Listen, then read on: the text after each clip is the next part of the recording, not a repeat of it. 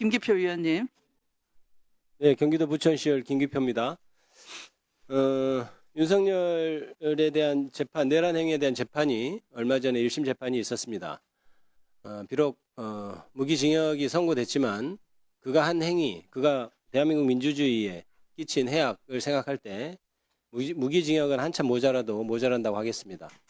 저는 사형, 법정 최고형인 사형에 처해져야 된다고 생각하고요. 만약에 그보다 더한 형이 있다면 저는 거기에 처해져야 된다고 생각을 하고 있습니다.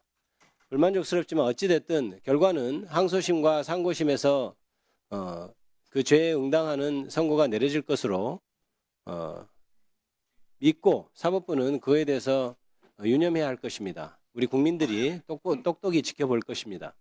그런데 그 형도 형이지만 어찌됐든 내란 행위를 했던 사람에 대해서는 사면이 전적으로 금지되어야 된다는 것이 모든 국민들이 바라는 바입니다. 그래서 법사위 일소위에서 사면금지법안, 윤석열 내란 행위 사면금지법안이라고 할 수 있는 사면법이 통과됐는데 일소위에서.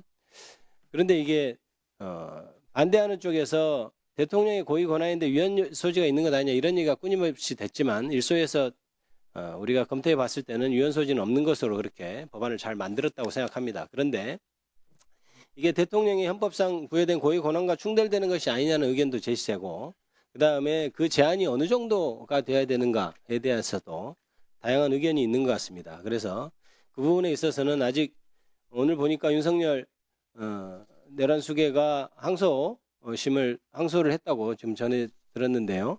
항소심도 계속 진행이 될 것이고 해서 이 부분은 조금 더 내용을 좀 더 가다듬거나 숙고할 필요가 있다는 원내 지도부의 요청이 있는 상태로 알고 있습니다. 그래서 그 부분을 좀 무겁게 받아들여서 오늘은 결의하는 것을 좀 유예하고 다음 회차에 결의하는 것이 어떤가 하는 생각이 들어서 그 부분을 조심스럽게 제가 제안을 합니다. 법무장관 혹시 그에 대해서 의견 있으신가요? 예, 저는 뭐 국회의 의견에 따르겠습니다. 네네, 법무장관님도 그렇게 말씀하시니까 국회에서 그렇게 법사위에서 결정을 했으면 좋겠다는 말씀을 좀 드리고요. 원내 지도부가 아마 이후에 여러 가지 점들을 살펴서 종합적으로 곧 결정을 할 것이라고 생각을 합니다. 그리고 장관님, 제가 이 말씀을 드린 김에 그 전에 그 탄핵 소추로 그 직무가 박성재 전 장관이 직무가 정지됐다가 곧바로 돌아와 가지고 네네. 그때 대검찰청 감찰부장을 공개청하고 임명을 했단 말입니다. 예, 그렇습니다. 그거 알고 계시죠? 예, 예. 근데 그게 6.3 대선을 불과 18일 앞두고 단행된 일이에요. 네, 그렇습니다. 그러니까 이미 윤석열은 내란을 일으켜서 지금 탄핵이 된 상태인데 그 지금 잠정적으로 지금 전 정권이라고 하는 사람들이 새로운 사람을 임명하거나 이러면 안 되는데도 불구하고 지금 대검 감찰부장이라는 자리를 임명을 했는데 그건 일종의 알박기 인사라고 저는 그때 생각이 됐고 언론에서도 그렇게 보도가 됐었죠. 예, 뭐 들어서 알고 있습니다. 그런데 이게 지금 좀 문제가 있는 게 뭐냐면 지금 이화영 전 부지사 술집 검찰청의 연어회 파티 사건 술 파티를 했다고 하는 의혹 이것이 서울고검에서 지금 감찰되고 있고 그다음에 재판 과정에서 지금 퇴장해버린 검사들에서 수원고검에서 지금 감찰이 되고 있는데 어찌됐든 검찰청의 감찰 구조상 대검 감찰부장을 경유하지 않고선 이게 결정이 안 될 수 있는 문제이겠다 이런 생각이 언뜻 들었어요. 예, 맞습니까? 그런 한계가 있습니다. 네.